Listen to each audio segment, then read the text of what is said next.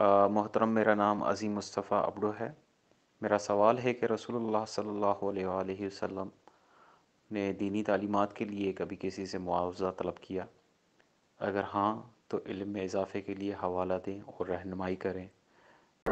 بھائی کا سوال ہے کہ دینی تعلیم پر اجرت لینا کیسا ہے؟ بالکل جائز ہے۔ بھائی نے حوالہ طلب کیا تو حوالہ پیش کر دیتا ہوں۔ صحیح بخاری اور صحیح مسلم کے اندر سیدنا ابو سعید الخدری رضی اللہ تعالیٰ عنہ کا واقعہ موجود ہے۔ انہوں نے سانپ کے ڈسے ہوئے آدمی پر دم کیا اور اس پر اجرت طلب کیا۔ جب اجرت ملی تو وہ نبی علیہ الصلوۃ والسلام کے پاس آئے اور اس کا ذکر کیا۔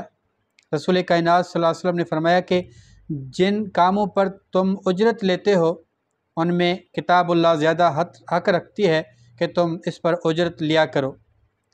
پھر آپ علیہ الصلوۃ والسلام نے فرمایا کہ تم اس کو اپنے آپس میں تقسیم کرو۔ وَاضْرِبُوا لِي مَعَكُمْ سَهْمًا، اس مال میں، اس اجرت میں میرا بھی حصہ رکھو کیونکہ یہ سب سے برکت والی اجرت ہے۔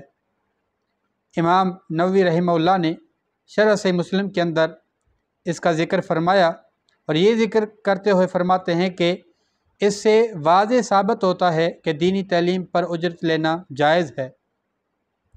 اس پرفتن دور میں جہاں مولوی کا کوئی چہرہ دیکھنے کے لیے تیار نہیں، اس کے ساتھ تعاون کرنا تو دور کی بات، اگر وہ اپنی یہ وقت جو صرف کرتا ہے اس کی اجرت نہ لے پھر گزر بسر کیسے کر سکے گا؟ وہ کہتے ہیں کہ مولوی کوئی سانپ تھوڑی ہے کہ مٹی کھائے گا۔ تو یہ مقولہ اور محاورہ انتہائی مناسب لگتا ہے اور سمجھنے کی بات ہے کہ مولوی بیچارہ بھی اور کیا کرے گا؟ سارا دن وہ مسجد میں بیٹھتا ہے، نمازیں پڑھاتا ہے، تمہارے بچوں کو پڑھاتا ہے، پھر تمہیں آن لائن ٹیوشن پڑھاتا ہے۔ اگر وہ بیچارہ اس پر اجرت نہ لے تو اس کا گزر بسر کیسے ہوگا؟ پھر لوگ کہتے ہیں کہ اللہ پر بھروسہ کرے۔ بھائی تم ایک دن گھر میں بیٹھ جاؤ، کمانے نہ جاؤ، اللہ پر بھروسہ کرو، دیکھو ملتا ہے۔ بھائی اللہ پر بھروسہ اس کا نام نہیں ہے کہ تم ہاتھ خالی بیٹھ جاؤ۔ وابتغوا من فضل اللہ، اللہ کے فضل کو تلاش کرو، کوشش کرو۔ تو یہ ایک بیچارہ اپنا وقت صرف کرتا ہے، کوشش کرتا ہے، تو اس کی اجرت لیتا ہے، قرآن کی نہیں لیتا۔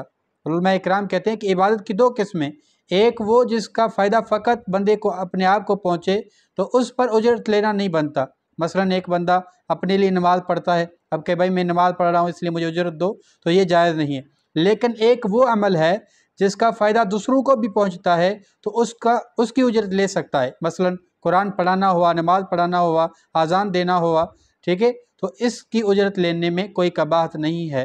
بعض احباب بعض روایتیں پیش کر کے اشکال پیدا کرتے ہیں، لیکن راجح بات ہے وہ یہ ہے کہ اجرت لے سکتا ہے، اس میں کوئی قباحت نہیں۔ واللہ تعالی عالم۔